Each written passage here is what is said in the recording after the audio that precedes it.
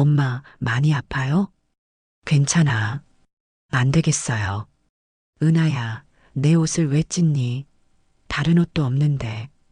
괜찮아요, 엄마. 옷은 나중에 또 만들면 되잖아요. 엄마 손이 더 소중해요. 8살 아이가 찢은 천으로 엄마의 손가락을 감싸주었습니다. 과부의 손에서는 피가 흐르고 있었지요. 정월 복주머니 보따리 하나로 삶이 바뀐 과부와 두 딸의 이야기, 지금 시작합니다. 안녕하세요. 사랑방 야담에 오신 여러분 반갑습니다. 항상 건강하세요. 영상 전 구독, 좋아요 눌러주시고 오늘 야담 시작하겠습니다. 남편의 장례를 치른 지 보름이 지났을 무렵이었습니다.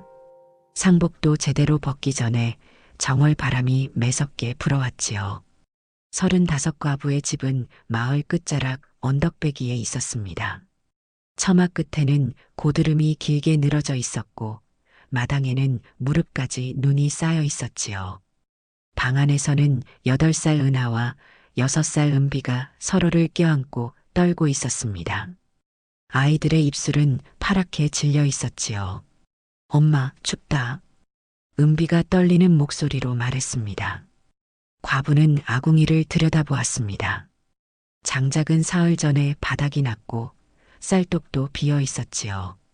어제 아이들에게 먹인 묽은 죽이 마지막이었던 겁니다. 과부는 떨고 있는 딸들을 품에 안았습니다. 조금만 참거라. 엄마가 곧 따뜻하게 해줄게. 하지만 과부도 알고 있었습니다. 엄동설 안에 장작도 없고 쌀도 없는데 어떻게 따뜻하게 해주고 밥을 해줄 수 있을까요? 과부는 자신이 입던 두터운 치마를 벗어 아이들 무릎에 덮어주었습니다. 은하와 은비의 작은 발을 자신의 품에 넣어 녹여주었지요. 해가 지고 어둠이 내렸습니다. 과부는 아이들을 재운 뒤 촛불을 켜고 장롱을 뒤졌습니다. 남편의 옷, 아이들의 작아진 옷을 꺼냈지요. 가위로 실밥을 뜯어내니 천 조각들이 생겼습니다. 붉은색, 노란색, 푸른색, 남색. 이걸로 복주머니를 만들어야겠구나. 정월은 복을 기원하는 달이었습니다. 사람들은 설날을 앞두고 복주머니를 사서 집안에 걸어두곤 했지요. 복주머니를 많이 만들어서 보따리에 담아 머리에 이고 장터에 나가면 팔릴지도 모른다. 과부는 바늘을 들었습니다. 손끝은 얼어서 감각이 없었지만 바늘을 놓을 수가 없었지요. 창밖으로는 눈이 다시 내리기 시작했습니다. 과부는 멈추지 않았습니다. 이 겨울을 넘겨야 한다. 아이들과 함께 봄을 맞이해야 한다. 그렇게 과부의 긴긴 겨울밤이 시작되었습니다. 복주머니는 정월에만 팔리는 물건이었습니다. 설날을 앞두고 복을 기원하는 마음을 담아 사람들이 사가는 것이었지요. 과부는 촛불 아래 앉아 천 조각들을 펼쳐 놓았습니다. 한 조각 한 조각이 추억이었지요. 남편과 함께했던 날들, 아이들이 자라던 순간들. 과부는 눈물을 닦고 바느질을 시작했습니다. 슬퍼하고 있을 시간이 없었으니까요. 먼저 천을 재단했습니다. 크기를 다양하게 만들었지요. 바늘에 실을 꿰고 한 땀 한 땀 정성을 다했습니다.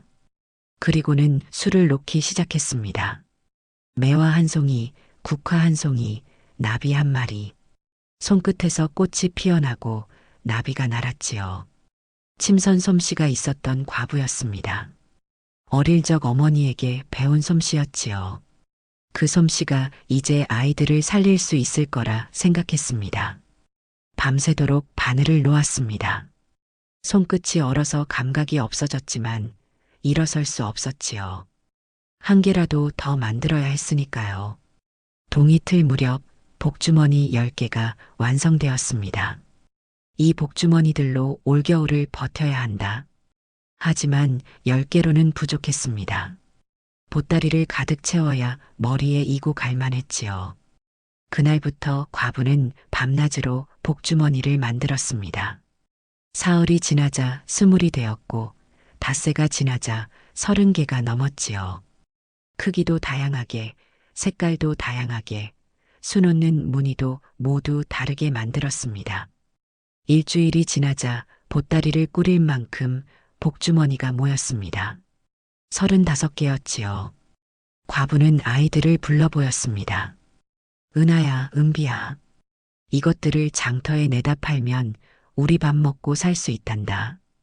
은하가 복주머니를 손에 들었습니다. 엄마, 정말 예뻐요. 꽃이 살아있는 것 같아요. 해가 중천에 떴을 무렵 과부는 보따리를 꾸렸습니다. 복주머니 35개를 곱게 싸서 천으로 단단히 묶었지요. 은하야, 은비야. 엄마 따라 장터에 가자꾸나. 겨울날 불없는 방에 아이들만 남겨둘 수는 없었습니다. 은하가 말했습니다. 엄마, 제가 보따리 들어드릴게요. 아니다. 엄마가 머리에 이면 된단다. 넌 동생 손 잡아주렴. 은하는 은비 손을 꼭 잡았습니다. 과부는 보따리를 머리에 인 채 걸음을 옮겼지요. 집을 나서니 무릎까지 쌓인 눈밭이었습니다. 한 걸음 한 걸음이 힘들었지요.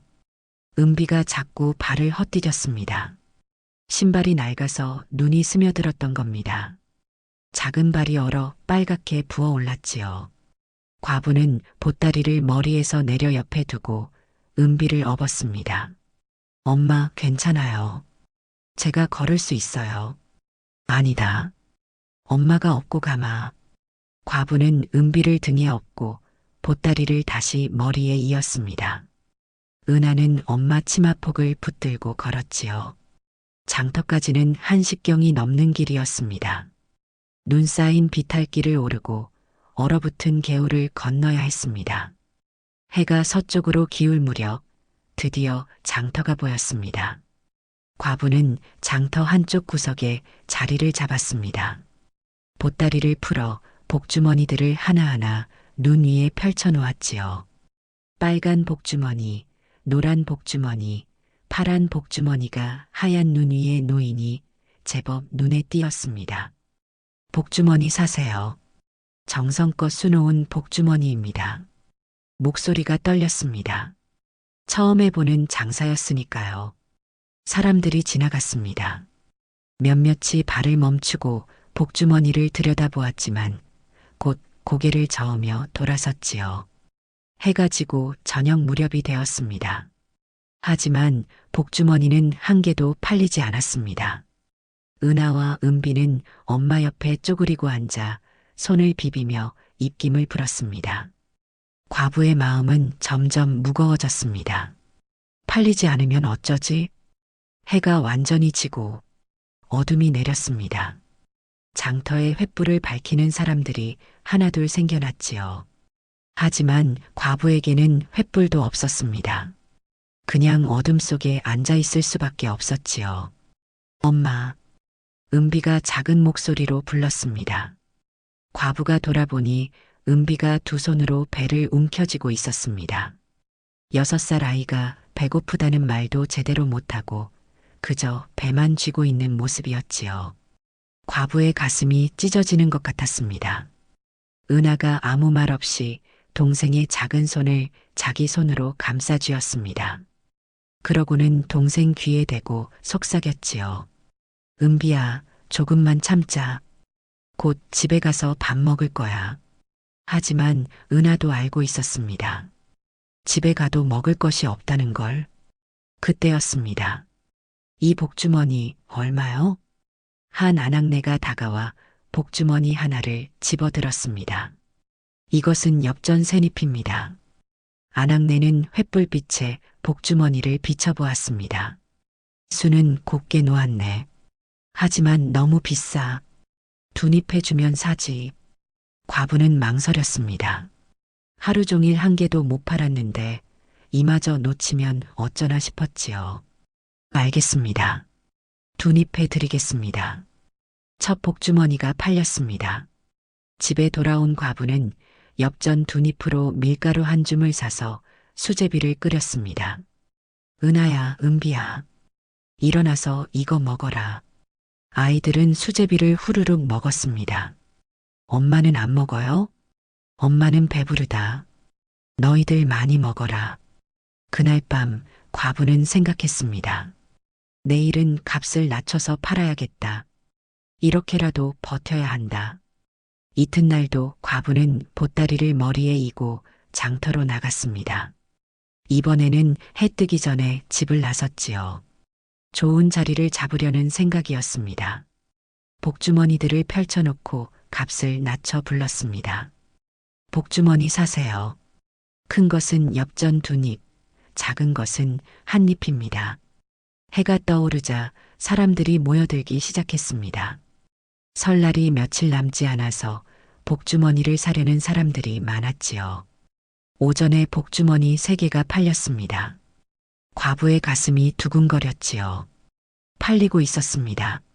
점심때가 되자 또 2개가 팔렸습니다. 과부는 엽전을 세어 보았습니다. 연립이었지요. 이 돈이면 쌀도 사고 반찬거리도 살 수 있었습니다. 은하야, 은비야. 점심 먹자. 과부는 장터 귀퉁이 국밥집으로 아이들을 데려갔습니다. 국밥 3그릇을 시켰지요. 따끈한 국밥이 상에 올라왔습니다. 은하와 은비는 후루룩 소리를 내며 국밥을 먹었지요. 과부도 이번에는 함께 먹었습니다. 며칠 만에 먹는 제대로 된 밥이었습니다. 맛있어요, 엄마. 세상에서 제일 맛있어요. 과부는 아이들 먹는 모습을 보며 눈시울이 뜨거워졌습니다. 점심을 먹고 다시 자리로 돌아왔습니다. 오후가 되자 사람들이 더 많아졌지요. 그런데 오후 중반이 되자 발걸음이 뚝 끊겼습니다. 과부는 초조했습니다. 날이 어두워지려는 참이었습니다.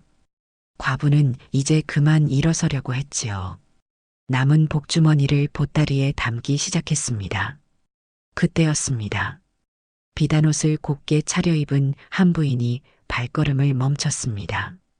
부인의 옷차림새를 보니 부잣집 부인이 분명했지요. 옷감도 좋고 수놓인 무늬도 화려했습니다. 부인은 과부 앞에 놓인 복주머니들을 찬찬히 내려다보았습니다. 한참을 그렇게 서서 복주머니들을 둘러보더니 천천히 쪼그려 앉았지요. 이 복주머니 내가 직접 만든 것이냐? 부인이 물었습니다. 목소리는 부드러웠지요. 과부는 얼른 고개를 끄덕였습니다. 예, 직접 바느질하고 수놓았습니다. 부인이 복주머니 하나를 조심스럽게 집어들었습니다. 빨간 복주머니였지요. 부인은 그 복주머니를 2손으로 받쳐들고 햇살이 남은 곳으로 천천히 들어올렸습니다.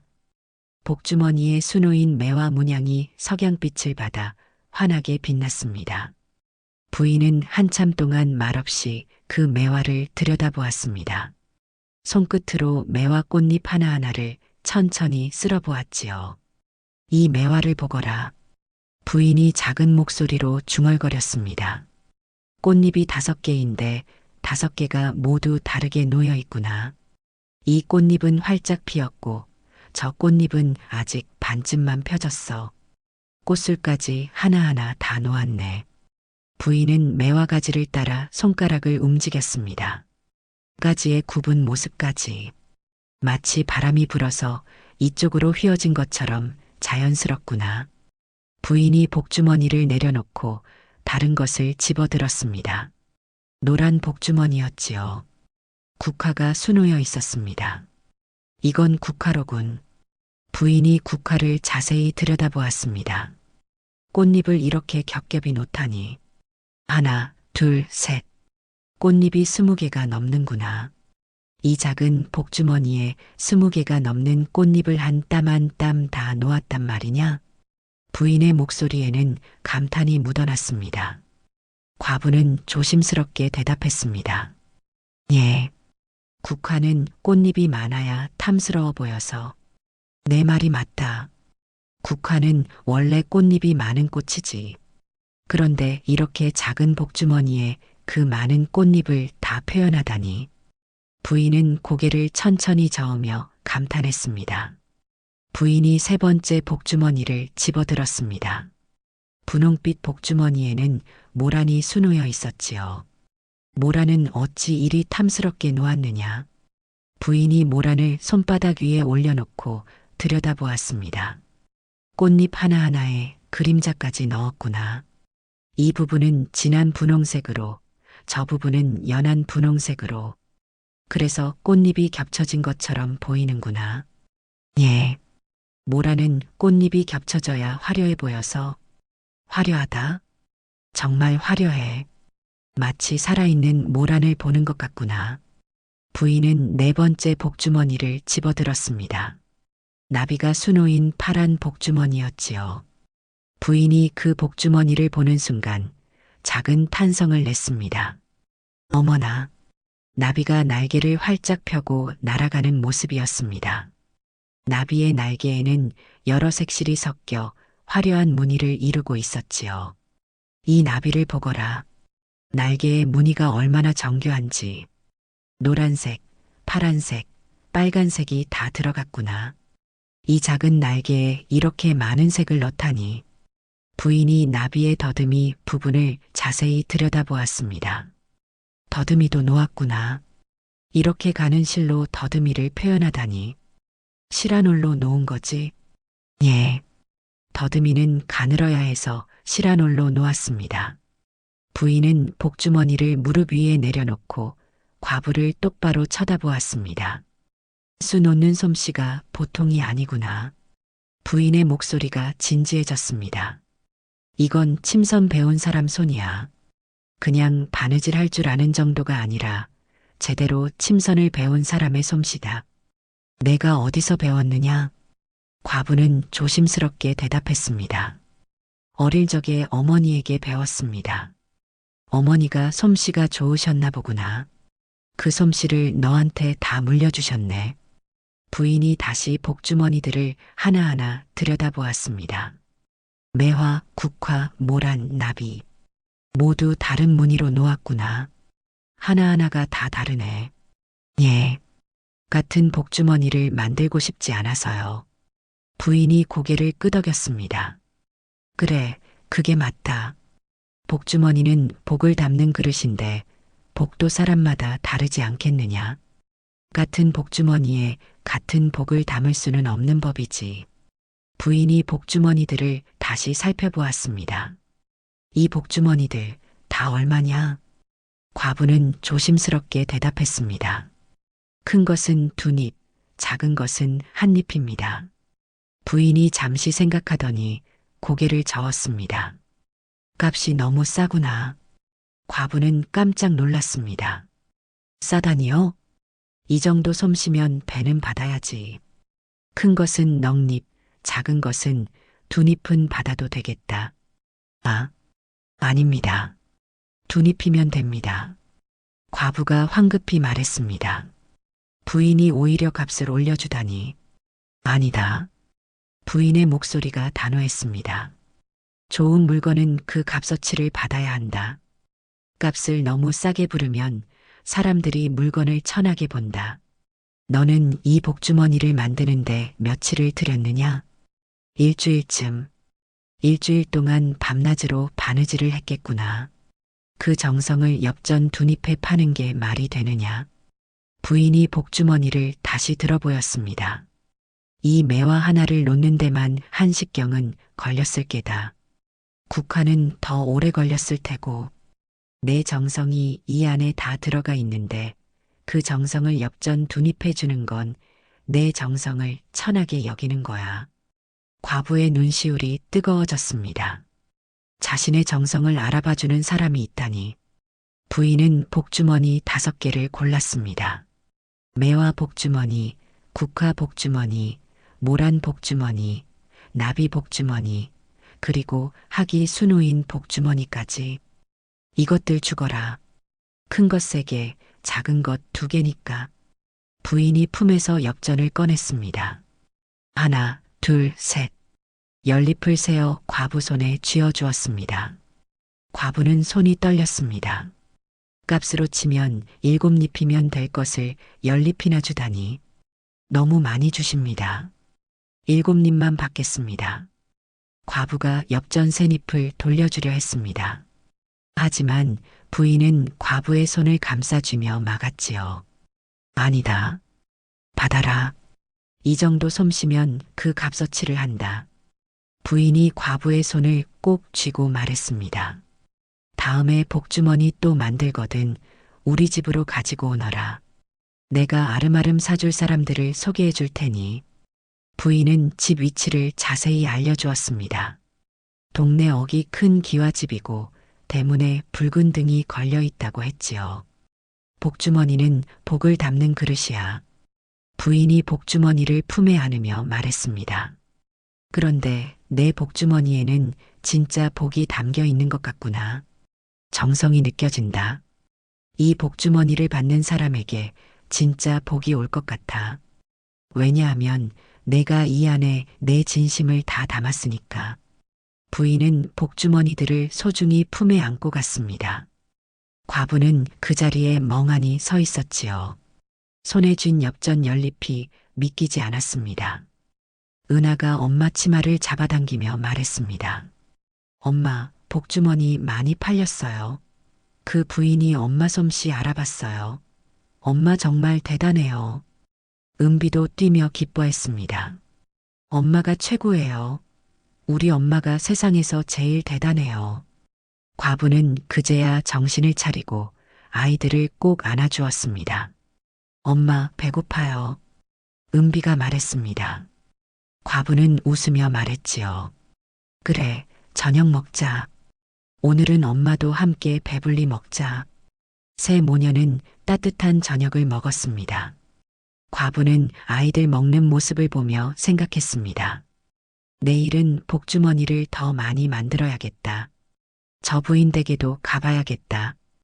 그날 밤부터 과부는 더욱 열심히 바느질을 했습니다. 아이들이 잠든 뒤 등잔불을 켜고 새벽까지 바늘을 놓았지요. 복주머니를 만들고 또 만들었습니다. 크기를 다양하게, 색깔을 다양하게, 수놓는 무늬도 조금씩 다르게 만들었습니다. 매화, 국화, 모란, 나비, 학. 손끝에서 꽃이 피어나고 나비가 날았지요. 밤이 깊어갈수록 추위는 더 매서워졌습니다. 손끝은 점점 얼어갔지요. 촛불만으로는 방을 따뜻하게 할 수 없었습니다. 과부는 입김을 호호 불어가며 바늘을 놓았습니다.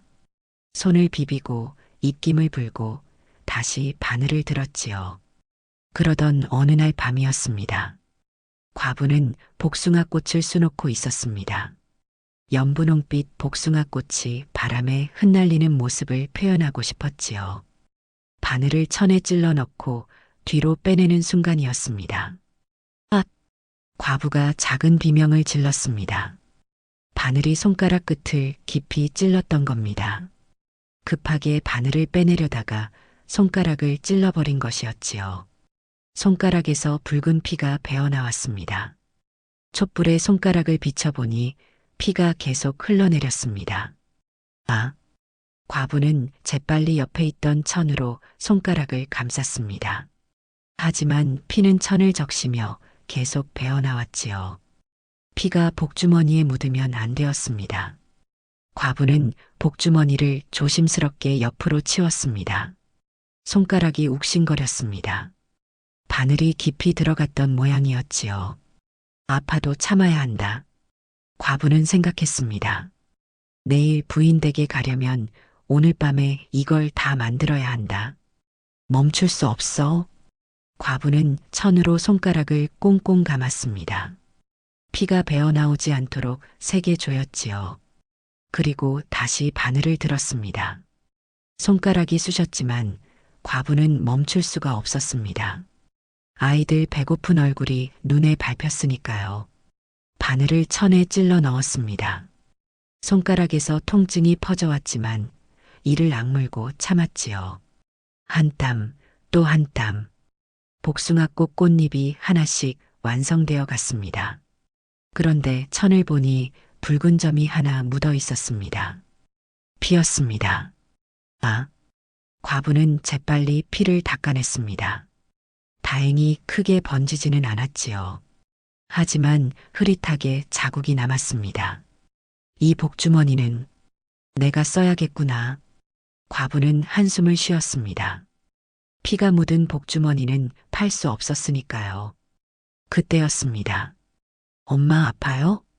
잠결에 눈을 뜬 은하가 물었습니다. 과부는 얼른 손을 뒤로 감추며 말했지요. 아니다, 괜찮아. 어서 자거라. 하지만 은하는 일어나서 엄마 곁으로 왔습니다.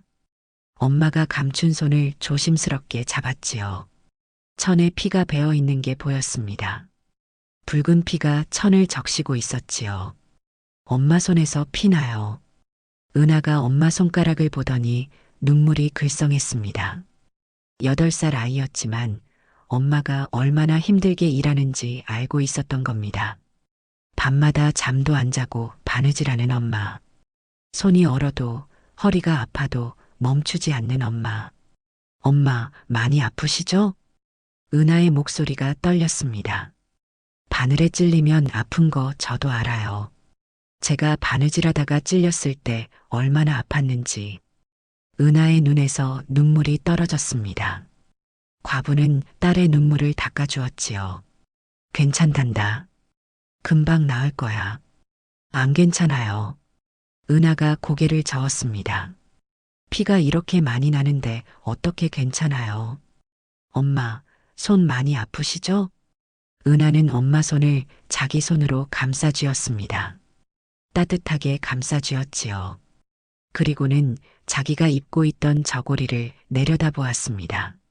잠깐 망설이더니 저고리 자락을 잡고 찢기 시작했습니다. 은하야, 뭐하니? 과부가 깜짝 놀라 말렸습니다. 내 옷을 왜 찢니? 다른 옷도 없는데. 하지만 은하는 이미 저고리 자락을 찢어냈습니다.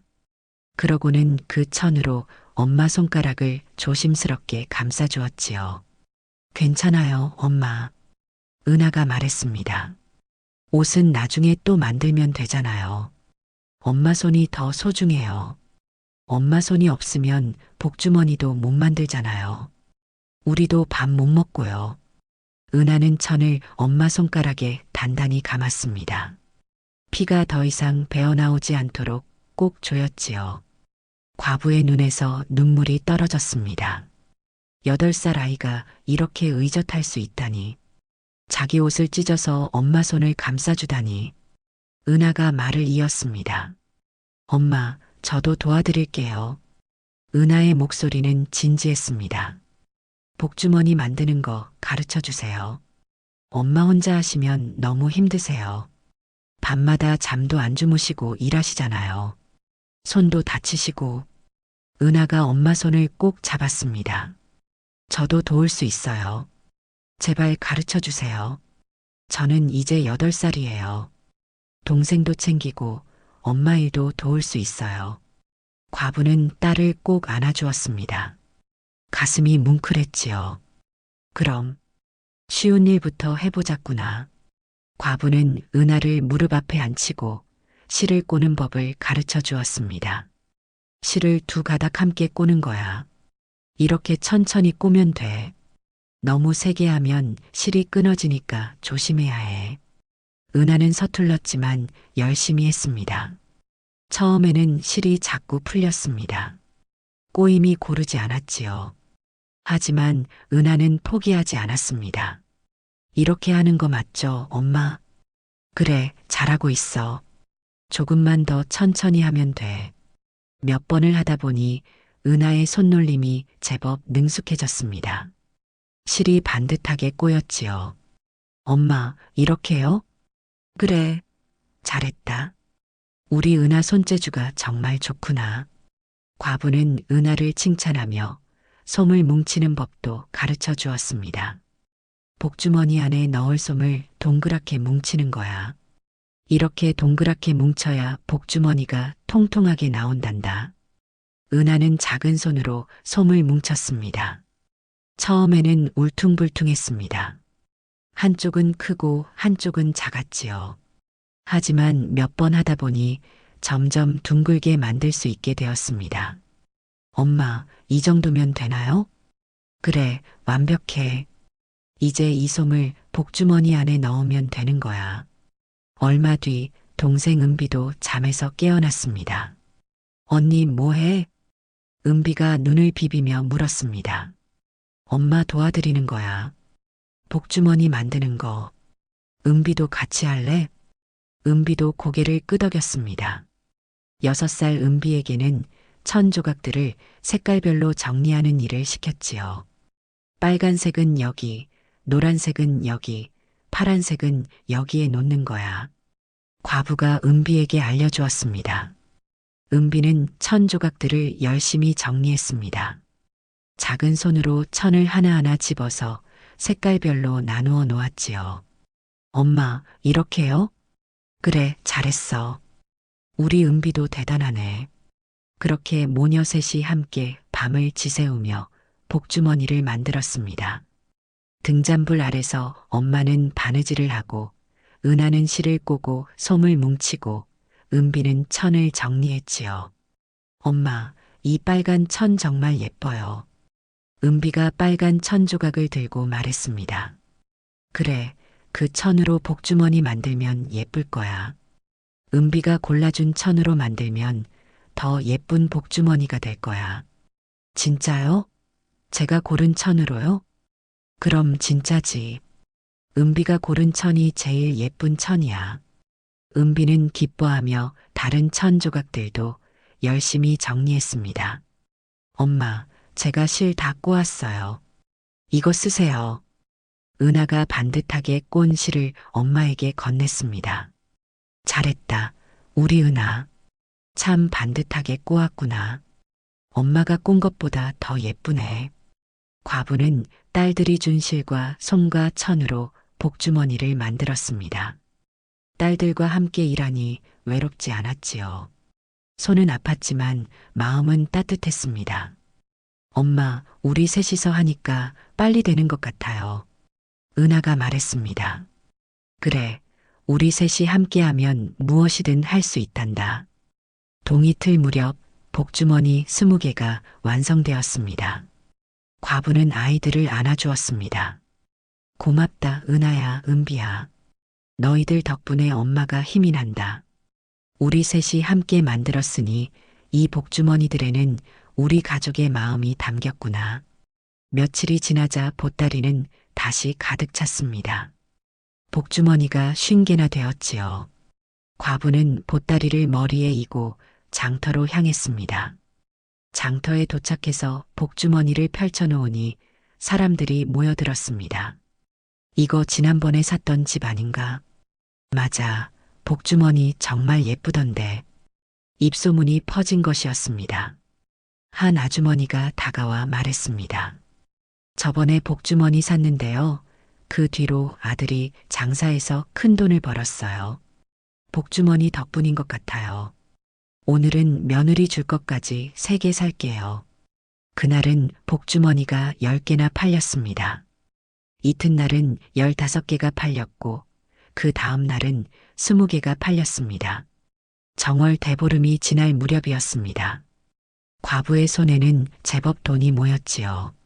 엽전을 세어보니 100립이 넘었습니다. 복주머니 장사로 번 돈이었지요. 과부는 먼저 쌀을 샀습니다. 쌀독을 가득 채울 만큼 샀지요. 장작도 샀습니다. 한겨울을 날 만큼 넉넉하게 샀습니다. 반찬거리도 샀습니다. 무, 배추, 파, 마늘. 된장도 사고 간장도 샀지요. 집에 돌아와 아궁이에 불을 지폈습니다. 오랜만에 방이 따뜻해졌지요. 밥을 지어 아이들에게 먹였습니다. 하얀 쌀밥이었습니다. 엄마, 이게 다 진짜예요? 은비가 믿을 수 없다는 표정으로 물었습니다. 그럼 진짜란다. 실컷 먹어라. 은하와 은비는 밥을 맛있게 먹었습니다. 엄마, 오늘은 배 안 고파요.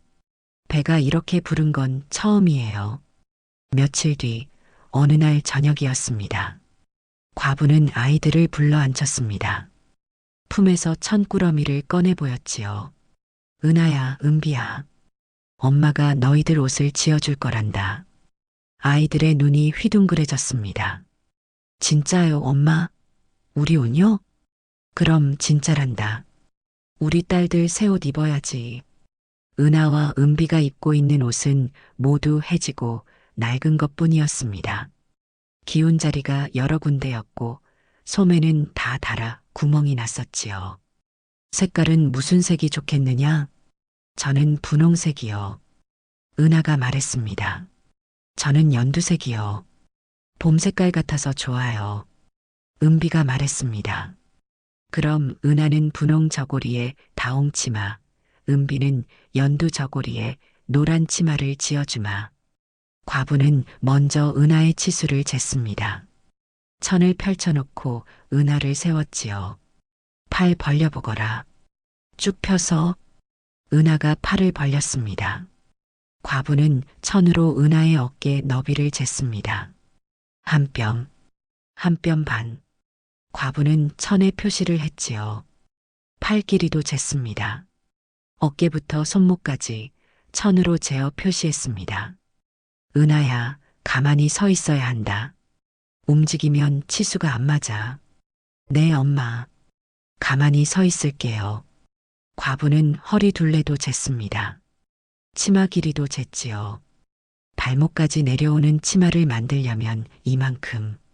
과부는 천에 하나하나 표시했습니다. 이어서 은비의 치수도 쟀습니다. 은비는 언니보다 작으니 치수도 더 작았지요. 은비는 언니보다 이만큼 작구나. 그럼 천도 이만큼 적게 쓰면 되겠네. 엄마, 저도 빨리 크고 싶어요. 언니처럼요. 그래, 밥 많이 먹으면 금방 클 거야. 그날 밤부터 과부는 아이들 옷을 만들기 시작했습니다. 복주머니 만드는 일을 마치고 아이들이 잠든 뒤에 아이들 옷감을 펼쳐 놓았지요. 분홍색 천, 다홍색 천, 연두색 천, 노란색 천. 과부는 천들을 하나하나 만져보았습니다. 이 옷을 입으면 우리 딸들이 얼마나 예쁠까. 과부는 미소를 지으며 가위를 들었습니다. 조심스럽게 재단을 시작했습니다. 저고리 앞판, 뒷판, 소매, 깃, 치마감. 하나하나 정성스럽게 잘랐습니다. 가위질 하나하나가 조심스러웠습니다. 잘못 자르면 천이 모자랄 수 있었으니까요. 천을 다 자르고 나니 옷의 형태가 눈에 보이기 시작했습니다. 과부는 바느질을 시작했습니다. 한 땀 한 땀 정성을 다했지요. 먼저 은하의 저고리를 만들었습니다. 앞판과 뒷판을 꿰매고 소매를 달았습니다.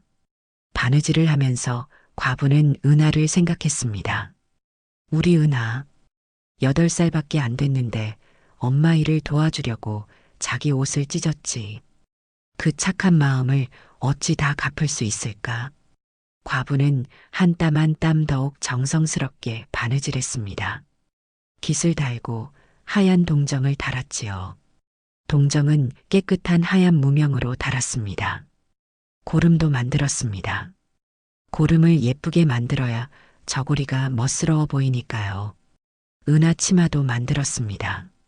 다홍색 치마였지요. 치마는 주름을 잡는 게 중요했습니다. 주름을 곱게 잡아야 치마가 예뻐 보이니까요. 과부는 천을 펼치고 주름을 하나하나 잡았습니다. 손가락으로 꼭꼭 눌러 주름을 만들었지요. 그리고 허리끈을 달았습니다. 치마폭이 넉넉하게 나오도록 천을 넉넉히 썼습니다. 우리 은하가 이 치마 입고 빙글빙글 돌면 치마가 활짝 퍼질 거야. 이어서 은비의 옷도 만들었습니다. 연두 저고리와 노란 치마. 은비는 아직 6살이니 옷이 작았지요. 하지만 과부는 더욱 정성스럽게 만들었습니다. 우리 은비, 배고파도 엄마 눈치 보며 참았지. 그 작은 입으로 엄마 괜찮아요 하던 모습이 얼마나 기특했는지. 작은 버선도 한 켤레씩 만들었습니다. 하얀 무명으로 만든 버선이었지요. 버선코를 동그랗게 만들어야 예뻤습니다. 닷새가 지났습니다. 저고리 2벌, 치마 2벌, 버선 두 켤레가 완성되었습니다. 과부는 완성된 옷들을 펼쳐놓고 들여다보았습니다. 정성껏 만든 옷들이었지요.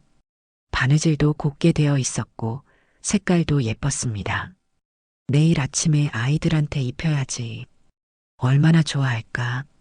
다음 날 아침 과부는 일찍 일어나 아이들을 깨웠지요. 은하야, 은비야. 일어나거라. 엄마가 뭘 보여줄 게 있다. 은하와 은비가 눈을 비비며 일어났습니다. 엄마, 무슨 일이에요? 과부는 아이들 앞에 새 옷을 펼쳐 보였지요. 분홍 저고리와 다홍 치마, 연두 저고리와 노란 치마가 아침 햇살을 받아 반짝였습니다. 아이들은 말을 잇지 못했습니다. 너무 예쁜 옷에 그저 눈만 깜빡일 뿐이었지요. 이게 우리 옷이에요? 은하가 떨리는 목소리로 물었습니다. 그럼 너희들 옷이지. 엄마가 만들어줬단다. 어서 입어보거라. 과부는 직접 아이들에게 옷을 입혔습니다. 먼저 은하의 헌 옷을 벗겼습니다. 그리고 분홍 저고리를 입혔지요. 은하의 팔을 소매에 조심스럽게 넣었습니다. 앞섭을 여미고 고름을 곱게 메어주었지요. 은하야, 가만히 서 있어. 엄마가 고름 메어줄게. 고름을 예쁘게 메어주었습니다. 나비 모양으로 메었지요. 그러고는 다홍 치마를 입혔습니다. 치마를 두르고 허리끈을 묶어주었습니다. 자, 다 됐다. 거울 좀 보렴. 은하가 거울을 보는 순간 입을 다물지 못했습니다. 거울 속에는 분홍 저고리와 다홍 치마를 입은 예쁜 아이가 서 있었습니다. 그게 자기라는 게 믿기지 않았지요. 엄마, 이게 저예요? 그럼 우리 은하야. 얼마나 예쁜지. 은비에게도 옷을 입혔습니다. 연두 저고리와 노란 치마를 입혔지요. 역시 정성스럽게 입혀주었습니다. 하얀 버선도 신겨주었습니다. 새 옷을 입은 아이들은 마치 다른 아이처럼 보였습니다. 얼굴에 화색이 돌았고 눈망울이 반짝였지요. 은하와 은비는 서로를 보며 웃었습니다. 언니 너무 예뻐. 꼭 공주님 같아. 은비도 정말 예쁘다. 우리 둘이 제일 예쁜 거 아니야? 자매는 서로 손을 잡고 빙글빙글 돌았습니다. 치마가 활짝 퍼졌습니다. 다홍 치마와 노란 치마가 빙글빙글 돌았지요. 그 모습을 보는 과부의 눈에는 눈물이 글썽였습니다. 은비가 엄마에게 달려와 안기며 말했습니다. 엄마, 오늘 안 추워요. 새 옷 입으니까 하나도 안 춥다. 이 옷 너무 따뜻해요. 엄마 고마워요. 은하도 엄마 곁에 와서 함께 안겼습니다. 엄마 사랑해요. 세상에서 엄마가 제일 좋아요. 엄마가 최고예요. 과부는 두 딸을 꼭 안아주었습니다. 새 모녀는 한참 동안 그렇게 안고 있었지요. 과부는 생각했습니다. 아, 이것이 바로 사는 맛이구나. 복주머니 보따리 하나로 아이들을 웃게 할 수 있구나. 그날 은하와 은비는 새 옷을 입고 밖에 나가 놀았습니다. 눈사람을 만들고 눈싸움도 하고 신이 나서 뛰어다녔지요. 이웃 아이들이 모여들었습니다. 와, 은하야, 은비야. 옷 새로 입었네. 너무 예쁘다. 어디서 샀어? 우리 엄마가 만들어주셨어. 은하가 자랑스럽게 대답했습니다. 저녁이 되어 아이들이 들어왔을 때 과부는 따뜻한 저녁밥을 차려놓고 기다리고 있었습니다. 오늘은 좋은 날이니까 떡도 있단다. 그날 밤 아이들은 새 옷을 벗지 않고 그대로 입은 채 잠이 들었습니다. 정월이 끝나갈 무렵이었습니다. 보통 복주머니 장사는 정월까지만 되는 법이었지요. 하지만 과부에게는 달랐습니다. 정월이 끝나가는데도 사람들은 계속 복주머니를 사러 왔습니다. 입소문이 계속 퍼졌던 겁니다. 그런데 어느 날 이웃집 아낙네들이 수군거리는 소리가 들렸습니다. 저 과부 요즘 잘 나가더만. 과부 주제에 나서더니 꼴 보기 싫어. 과부는 가슴이 아팠지만 신경 쓰지 않기로 했습니다. 사람들이 뭐라 하든 아이들만 잘 키우면 되는 거였지요. 며칠 뒤 처음 복주머니를 많이 사갔던 그 부잣집 부인이 다시 찾아왔습니다. 내가 만든 복주머니 덕분인지 우리 딸이 정말 좋은 혼처를 만났단다. 부인은 또다시 일감을 주었습니다. 이번에는 친척들 것까지 복주머니 10개만 만들어주겠느냐? 며칠 뒤 단골 부인 한 분이 과부에게 말했습니다. 이제 장터에 자리를 하나 얻는 게 어떻겠느냐? 내 솜씨면 충분히 자리를 낼 만하다. 과부는 깜짝 놀랐습니다. 장터 끝자락에 작은 자리가 하나 비었더라. 부인은 자리 주인을 소개해 주었습니다. 그날 밤 과부는 오랜만에 남편 생각을 했습니다. 여보, 제가 아이들 잘 키울 수 있을 것 같아요. 복주머니 보따리 하나로 우리 셋이 이렇게 살고 있어요. 이튿날 과부는 아이들을 데리고 장터로 향했습니다. 자리는 생각보다 작았습니다. 하지만 햇살이 잘 들고 사람들 왕래가 많은 곳이었지요. 한 달에 엽전 20입만 내면 된다. 과부는 계산해 보았습니다. 지금 복주머니 파는 걸로 충분히 낼 수 있는 금액이었지요. 감사합니다. 이 자리를 쓰겠습니다. 며칠 동안 자리를 정리했습니다. 복주머니를 걸어놓을 막대를 세우고 벽에 색색깔 복주머니를 걸어놓았지요. 엄마, 여기 정말 예뻐요. 진짜 우리 가게 같아요. 정월이 끝나기 전 과부는 자리를 열었습니다. 첫날부터 사람들이 찾아왔습니다.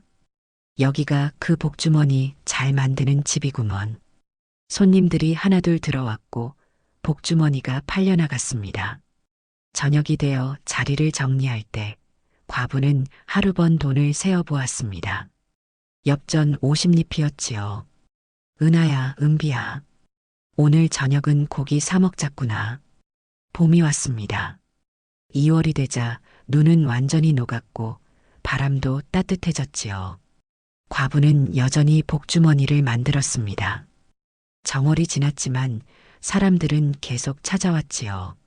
자리는 날마다 사람들로 붐볐습니다. 복주머니뿐 아니라 다른 것들도 만들어 달라는 부탁이 들어왔습니다. 은하와 은비도 이제는 제법 일을 도왔습니다. 은하는 간단한 바느질을 배웠고 은비는 손님을 맞이하는 일을 했지요. 어느 봄날 오후였습니다. 과부는 아이들과 함께 자리 앞에 앉아 따뜻한 햇살을 쬐었습니다. 엄마, 이제 겨울 다 지났죠? 그래, 이제 봄이 왔단다. 은하가 말했습니다. 엄마, 겨울에 정말 추웠어요. 배도 많이 고팠고요. 그런데 이제는 안 춥고 배고프지도 않아요. 과부는 딸을 쓰다듬으며 말했습니다. 그래, 우리 셋이 함께 잘 버텨냈지. 저녁이 되어 자리를 정리하고 과부는 아이들과 함께 집으로 돌아갔습니다. 작은 집이었지만 이제는 쌀도 있고 장작도 있었지요. 저녁밥을 지어 아이들과 함께 먹었습니다. 소박한 밥상이었지만 새 모녀는 행복했지요. 밤이 되어 아이들을 재우고 과부는 혼자 앉아 생각에 잠겼습니다. 남편을 잃고 추위와 배고픔에 떨던 그 시간들, 아이들과 함께 보따리를 머리에 이고 장터로 향하던 기억. 하지만 그 모든 시간이 지나갔습니다. 과부는 창밖을 바라보았습니다. 달빛이 밝았고 봄바람이 불어왔습니다. 과부는 바늘을 들었습니다. 한 땀 한 땀 바늘을 놓으며 생각했습니다. 복주머니에는 복이 담긴 게 아니라 어미의 마음이 담긴 것이라는 걸. 아이들을 위한 간절한 마음, 살아내겠다는 의지가 담긴 것이라는 걸. 과부의 손끝에서 한 송이 꽃이 피어났습니다. 창밖에서는 봄바람이 불어왔습니다. 정월 복주머니 보따리 장사로 삶이 바뀐 과부의 이야기는 그렇게 봄과 함께